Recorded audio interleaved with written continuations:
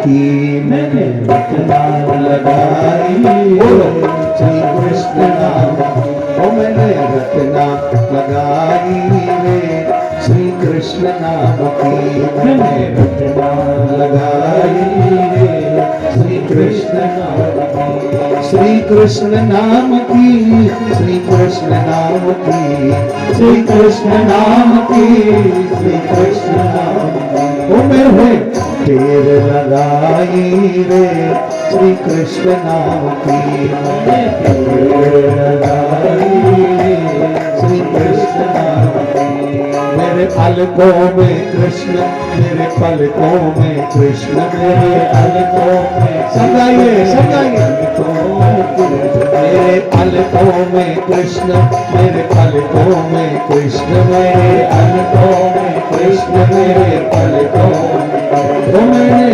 मांग भराई रे श्री कृष्ण नाम की मैंने मांग भराई रे श्री कृष्ण नाम की तो मैंने रचना लगाई रे श्री कृष्ण नाम की मैंने रचना लगाई रे श्री कृष्ण नाम की मेरे नैनों में कृष्ण मेरे पैनों में कृष्ण मेरे नैनों में कृष्ण मेरे पैनों में कृष्ण मैंने बेड़ी उठाई रे श्री कृष्ण नाम की मैंने बेड़ी उठाई रे श्री कृष्ण नाम की सबसे अंतिम पंक्ति इस भजन की बड़ी प्यारी मेरे अंग अंग में कृष्ण मेरे संग संग में कृष्ण मेरे अंग अंग में कृष्ण मेरे संग संग में कृष्ण ओ मेरे अंग अंग में कृष्ण मेरे संग संग में कृष्ण मेरे अंग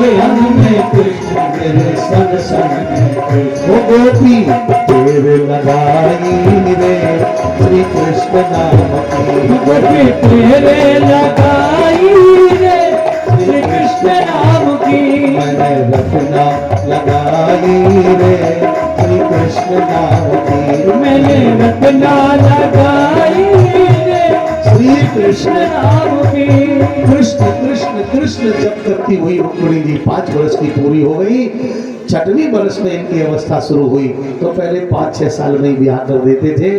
इनका बड़ा भैया है रुक्मी जो शिशुपाल का मित्र है और श्री कृष्ण से दोनों द्वेष करते हैं इसलिए उसने रुक्मिणी का ब्याह शिशुपाल के साथ तय कर दिया। लेकिन एक दिन जब इनके पिता ने भीष्मक ने अपने परिवार को बुलाकर पूछा कि रुक्मिणी के बारे में तुमने क्या सोचा इतना सुनकर रुक्मी बोला हमने ब्याह तय कर दिया। कहाँ? बोले शिशुपाल के साथ। ये सुनकर सब सन्न रह गए क्योंकि ये तो संबंध बहुत खराब था। सबसे छोटा भैया हिम्मत करके बोला क्योंकि बड़े से सब डरते थे। उसने कहा पिताजी कुछ हम कहना चाहते हैं। बोलो क्या कहना चाहते हो? तो छोटा वाला बोला उसका नाम है रुक्माली। उसने कहा कि मेरी तो इच्छा है कि रुक्मिणी पिता कृष्ण को दीजिए और वासुदेव सो मैत्री कीजिए। मेरी तो इच्छा है हे पिताजी रुक्मिणी वासुदेव श्री कृष्ण को दे दी जाए रुक्मिणी का ब्याह कृष्ण के साथ कर दिया जाए ये हमारी इच्छा है। इतना सुनकर सब प्रसन्न हो गए लेकिन बड़ा वाला नाराज हो गया रुक्मी और उसने डांट करके कहा पगले तुझे कुछ मालूम है कृष्ण के बारे में? तो बन बन फिरे चरावे गैया तो जात अहीर कांवरी उड़ैया। वो बन बन भटक कर गाय चराने वाला ग्वालिया उसके साथ राजकुमारी का ब्याह फटकार दिया तो सब चुप रह गए। वो गंवार आदमी था और युवराज भी है लेकिन ये बात रुक्मिणी के मन में आ गई। माता पिता भाइयों को पसंद आ गई। जब रुक्मी वहां से चला गया तो सबने सलाह करी और मशवरा करके रुक्मिणी से कहा तुम्हारे पास अगर कोई उपाय होवे तो कन्हैया को बुला लो। रुक्मिणी ने तुरंत एक पत्र लिखा 7 श्लोक लिखे हैं पत्र में और चिट्ठी लिख करके अपने पुरोहित पंडित जी को बुलाया और पुरोहित जी को बुलाकर कहा ये चिट्ठी ले जाओ और द्वारिका में भगवान के हाथों पहुंचा दो। द्वारिका बहुत दूर है। रास्ते का सारा इंतजाम रुक्मिणी ने किया खाने पीने का और ब्राह्मण देव का पैदल चल करके द्वारिका चले। कितने दिन में जाकर द्वारिका पहुंचे हैं महाराज। इधर रुक्मिणी का ब्याह पक्का हो चुका था, कार्रवाई शुरू है वहाँ। और वहाँ जैसे ही पंडित जी पहुंचे, भगवान के हाथ में पत्र दिया। भगवान ने पत्र पढ़ा तो पत्र को पढ़ते पढ़ते अर्धरात्रि हो गई ठाकुर जी को। ऐसा पत्र है वो। उस पत्र का पहला मंत्र पढ़े दे रहे हैं। रुक्मिणी जी ने लिखा है, हे श्याम सुंदर, हे गोविंद, हे प्राणनाथ, हे दीनबंधु, हे हारे के सहारे, हे गरीब नवाज। हाँ, कहती हैं श्रुत्वा गुणान भुवन सुंदर। हमने ये सुना है कि आप त्रिभुवन सुंदर हैं। श्रुत्वा गुणान भुवन सुंदर, विस्मृत हो रहा है। श्रुत्वा गुणान भुवन सुंदर, चला गया। निर्विश्य कर्ण विवरैर हरतोंगतापम रूपम दृशाम दृशिमताम अखिलाचलाभम त्वयि अच्युता विशति चित्तम पत्रपम में। एक शब्द केवल हो गया, श्रुत्वा गुणान भुवन सुंदर सर्वनाम ते। कर्णों कान हमारे तृप्त हो गए जब से आपकी कथा को सुना। क्या सुना? श्रुत्वा गुणान भुवन सुंदर। हमने ये सुना कि आप त्रिभुवन सुंदर हो, तो ये सुनकर मेरे कान तो पवित्र हो गए। लेकिन रूपम दशाम दशिमताम अखिलार्थ लाभम, सुनने से तो अधूरा लाभ मिलता है। जो सुना है अगर वो रूप देखने को मिल जाए तो अखिलार्थ लाभम, हम पूरे लाभ से लाभान्वित हो जाए। एक बात बड़ी प्यारी कही, हे प्रभु, जब से आपके चरित्र को सुना, जब से आपकी कथा को सुना, तब से मेरा मन रूपी भौरा आपके चरण कमल के पिंजड़े में बंद हो गया। आप इस श्लोकों का हिंदी बता दें, केवल भाव बता दें। दूसरे श्लोक में लिखा, ध्यान से सुनना सब लोग। आजकल जो स्वेच्छाचारी चल रहा है ये कहीं सपोर्ट नहीं करता इसका। लोग जबरदस्ती करते हैं, सीता जी का नाम लेंगे, रुक्मिणी देवी का नाम लेंगे। कथा ना पढ़ी है, ना अच्छी तरह सुनी है, ना समझी है।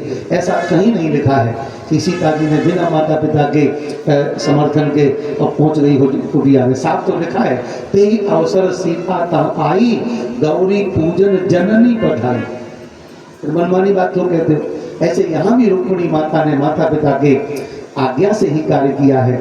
और उस समय रुक्मिणी जी ने पत्र में लिखा कि कोई भी कुलीन कन्या, जो कन्या अपने माता पिता के सम्मान का ध्यान रखने वाली है, जिस कन्या के माता पिता पवित्र हैं, परिवार पवित्र है, ऐसी कोई भी कुलीन कन्या आप जैसे कुल के गौरव पति को प्राप्त करने की चेष्टा करेगी। मैं आपकी हूँ, क्योंकि आप सर्वथा मेरे परिवार के कुल के अनुकूल हैं। मैं आपकी हूँ, पर मुझे लेने के लिए दूसरा आ रहा है। अगर उसने मेरा हाथ पकड़ लिया तो इसमें आपका अपमान होगा, मेरा नहीं। क्योंकि सिंह की शिकार को अगर कोई सियार छू ले तो इसमें सिंह का ही अपमान होगा, सियार का थोड़े होगा। हे भगवान, मेरे घर में एक परंपरा है, रुक्मिणी जी ने लिखा है पत्र में, कि विवाह के पहले कन्या कुल देवी की पूजा करने के लिए जाती है। मैं भी कुल देवी की पूजा करने जाऊंगी, आप हमें वहीं दर्शन दें। पर ध्यान रखें, मैं राजकुमारी हूँ, मेरी सुरक्षा में बड़ी सेना लगी होगी, आप उसका भी ध्यान रखें।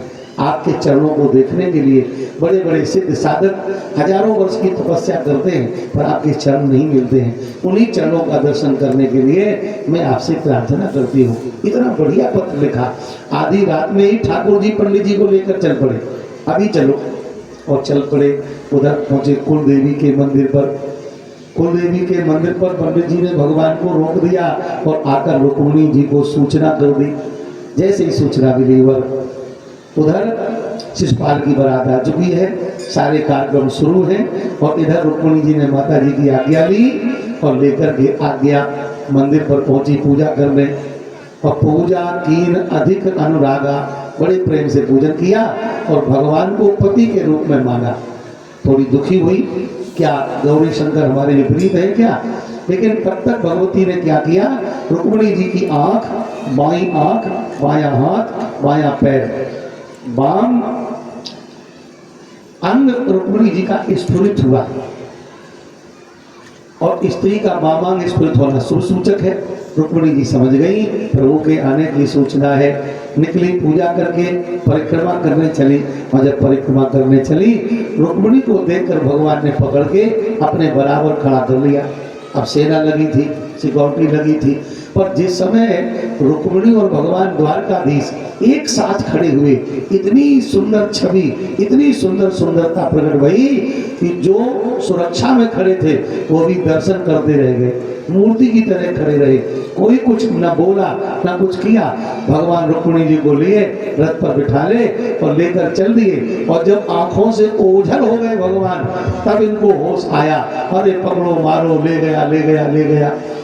अब पता चला रुक्मिणी के भैया को, तो उसने अकेले ही रथ पर बैठकर पीछा कर लिया, सेना पीछे पीछे। तो सेना का सामना किया बलराम जी ने, और रुक्मी पहुंच गया भगवान का पीछा करते। रथ को रोक करके भगवान ने युद्ध प्रारंभ किया और रुक्मी के साथ, और युद्ध करके उसको परास्त किया। और जब रुक्मी का वध करने के लिए भगवान ने चक्र का आवाहन किया, उसी समय रुक्मिणी ने देखा अब ये मारा जाएगा, आखिर तो मेरा भैया है। ये देखो बहन का हृदय कितना कोमल है। रथ से कूद करके रुक्मिणी दौड़ी, भगवान के चरणों में लिपट गई। भगवान व्यास जी कहते हैं, दृष्टवा भ्रातृवधोद्योगम रुक्मिणी भय विह्वला पतित्वा पादयोर भर्तुर उवाच करुणम सती योगेश्वरा प्रणयात्मन देव देव जगतपते हंतुम नाघसि कल्याण भ्रातरम ने महाभुजो। हे योगेश्वर, हे देवादिदेव, हे भगवान, मेरा भैया है, इसे मत मारो। जैसे रुक्मिणी की आंखों में आंसू देखे, भगवान ने रुक्मिणी को बहुत फटकार लगाई। देखिए तेरी बहन है, तेरे जैसे दुष्ट भाई को बचाने के लिए मेरे चरणों में पड़ करके भीख मांग रही है। एक तू दुष्ट भाई है जो ऐसी बहन का ब्याह राक्षस के साथ कर रहा था। रुक्मिणी पश्चाताप करता है। भगवान ने रुक्मिणी को मारा नहीं, पर रस्सी में बांधकर रथ के पीछे पटक लिया और लेकर के द्वारिका आए।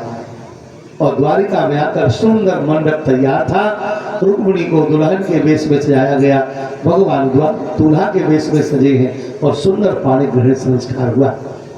रुक्मिणी से धान बवाई लिए और धान बुआई करा के उसे काला मुंह करके छोड़ दिया। समुद्र के बाहर जाकर एक भोजकट नाम का नगर बसाकर वहीं रहने लगा। लौटकर घर नहीं आया। और भगवान का द्वारकाधीश और रुक्मिणी जी का पावन पाणी ग्रहण संस्कार, सब ने आरती उतारी, चरण पूजा करी है, आनंद लिया है। सो आप लोग भी करिएगा। भगवान